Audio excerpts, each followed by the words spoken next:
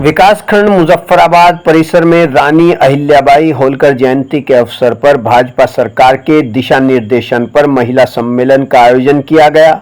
महिला सम्मेलन कार्यक्रम में सभी अतिथियों का फूल मालाओं से व फूलों का गुलदस्ता पेश कर स्वागत किया गया।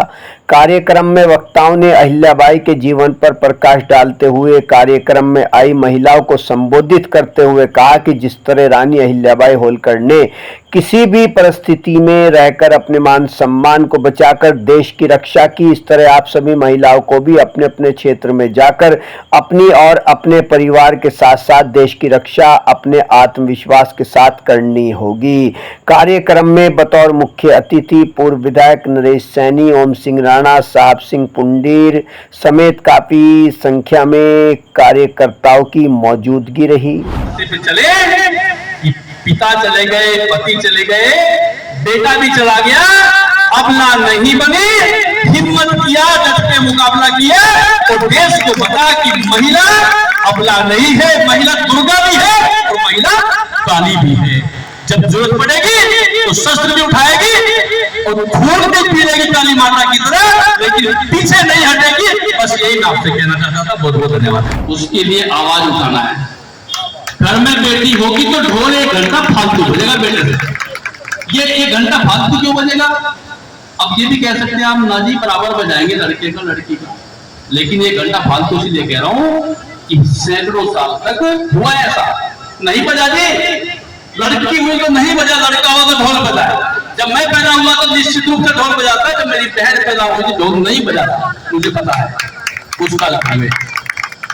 इसलिए बहनों और मन से भी कह रहा हूं जो हमारे नेता जी यहाँ बैठे सारे, अगर किसी ने अपने घर में अपनी किसी महिला के साथ पार्शियलिटी की, पार्शियलिटी कई तरह की होती है। जो हम लोग आयोजन किया गया है, सरकार ने इसको नाम दिया है महिला, क्या नाम दिया आपको मालूम है? बताइए आप। महिला सशक्तिकरण। इनके जीवन से हमें प्रेरणा लेकर इन्होंने तब अपनी आवाज उठाई, तब अपना साहस दिखाया जब हमारे देश की अर्थव्यवस्था से लेकर सब कुछ तहस नहस था। इन्होंने सनातन धर्म को बचाने के लिए उनके मंदिरों को, जब हमारा मुगल साम्राज्य आया, जब हमारी संस्कृति को चोट पहुंचाई गई, तो इन्होंने अपना कदम उठाया, अपनी आवाज उठाई और एक समाज सेविका के रूप में कार्य किया। तो हमारी जो उत्तर प्रदेश सरकार है, हमारी जो केंद्र की सरकार है, हमारी भाजपा की जो सरकार है, मोदी जी और योगी जी ने महिला सशक्तिकरण इस अभियान को चलाकर ये हमें बताना चाहा हम बहनों को कि हमें इनके जीवन से प्रेरणा लेकर आगे बढ़ना चाहिए। हमें किसी भी परिस्थिति में निराश नहीं होना चाहिए। और जैसा कि मैं देख रही हूँ हमारी बहन ये समूह का चलाती हैं। एक बार जब ये हम लोग डाटवाली काली माता के मंदिर पर गए तो ये लोग बहुत अच्छा अपना जो लकड़ी का सामान था वो सेल कर रही थी। हमारी चौहान जी बहन है, मैं डेली इनको देखती हूँ बिजली घर जहाँ पर हमारा विद्यालय, वो सामने यहाँ बैठती है पूरा सर्दी गर्मी बारिश अपना, और इनको भी नहीं मालूम था कि ये विद्युत सखी होता क्या है, लेकिन जब इससे जुड़ी तो इनको पता लगा और आज अपने परिवार की आर्थिक स्थिति बहुत अच्छी इन्होंने खेल कर लिया है, अपने परिवार को सपोर्ट कर रही है। तो ये है महिला सशक्तिकरण।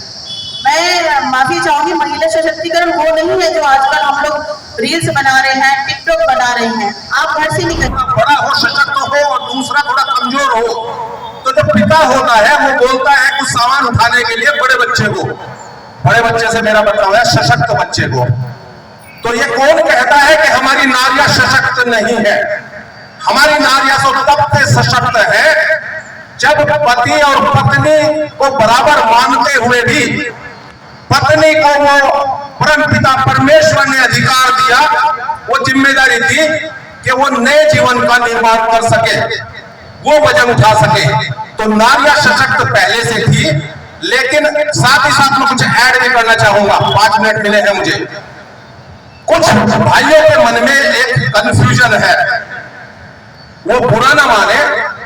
अगर हम बात करते हैं कर्नल सोफिया कुरैशी की, व्योमिका सिंह की, तो हमें याद रखना चाहिए कर्नल सोफिया कुरैशी को और व्योमिका सिंह को भी सुप्रीम कोर्ट में लड़ाई लड़नी पड़ी थी। क्योंकि परमानेंट कमीशन सेनाओं में नहीं था, सरकारें थी, जनप्रतिनिधि थे, लेकिन अपनी आवश्यकता और अपना महत्व उनको भी बताने की जरूरत पड़ी थी।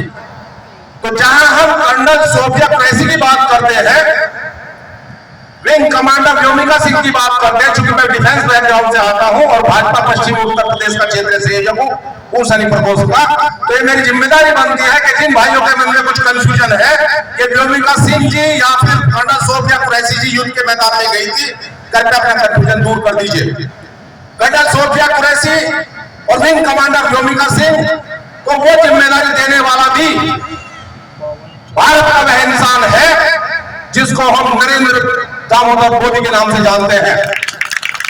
अगर हमारे वर्तमान प्रधानमंत्री उन महिलाओं को जिम्मेदारी ना देते तो उनका नाम यकीन मानिए आपको ना पता होगा। कर्नल सोफिया कुरैशी के पूरे परिवार में बहुत सारे फौजी रहे हैं।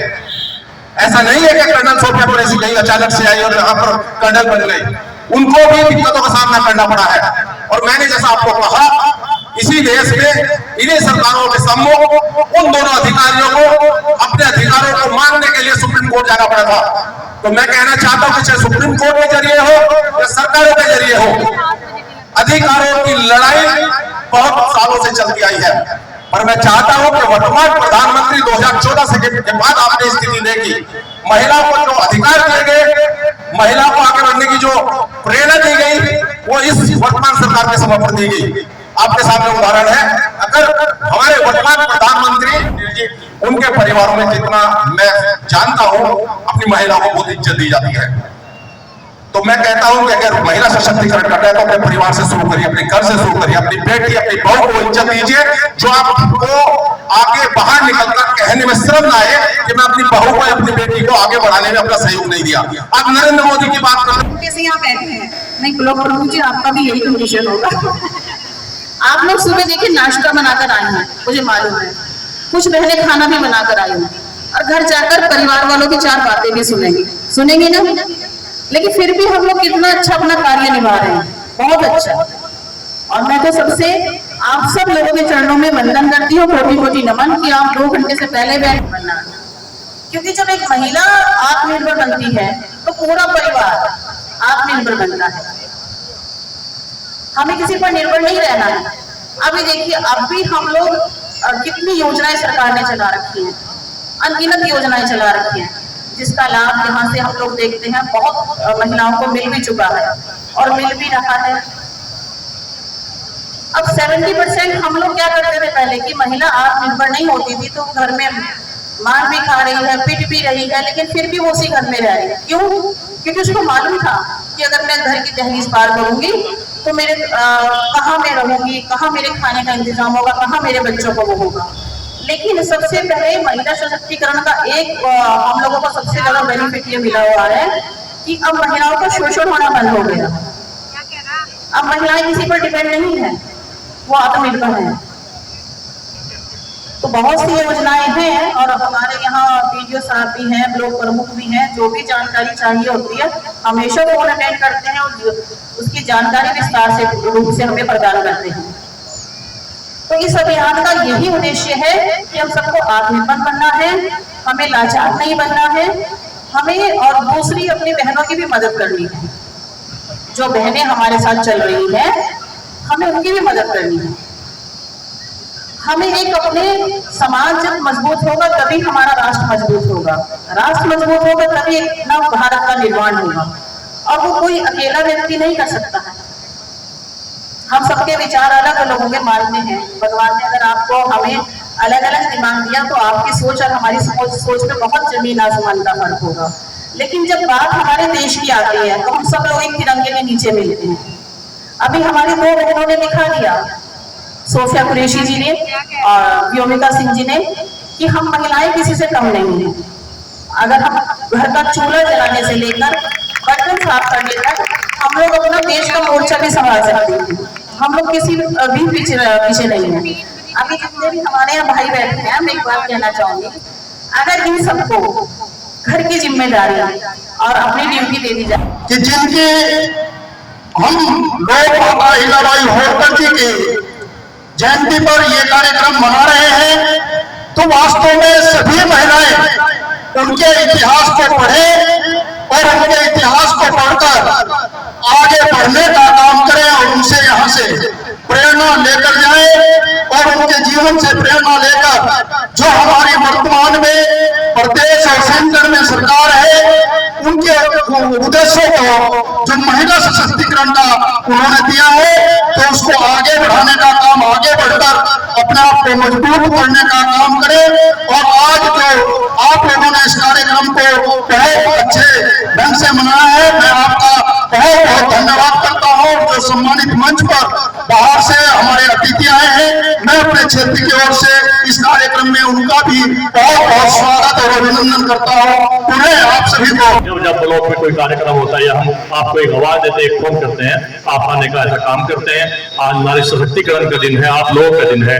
मैं यही कहूंगा जितनी इच्छा है, जितनी शक्ति आप लोगों के अंदर, क्योंकि आप घर भी चलाती हैं, आप देश भी चलाती हैं, आपको वास्तव में दिल से आभार। आप ऐसे ही कार्य करते रहें और आगे बढ़ने का काम जो हमारे प्रधानमंत्री नरेंद्र मोदी जी ने आपको सम्मान देने का काम किया, ऐसे ही आप सबके बीच में रहकर अपना कार्य करने का काम करें। और यहाँ पर शादियों के लिए 1 लाख रुपया सरकार ने देने का वादा किया और उसके साथ साथ एक सिंदूर का डिब्बा, जो सिंदूर का डिब्बा श्रृंगार का एक हमारी हिंदू संस्कृति का, सनातन संस्कृति का एक प्रतीक है, वो भी डिब्बा दिया जाएगा। उससे पहले उस नहीं था, वो मुख्यमंत्री जी ने कहा।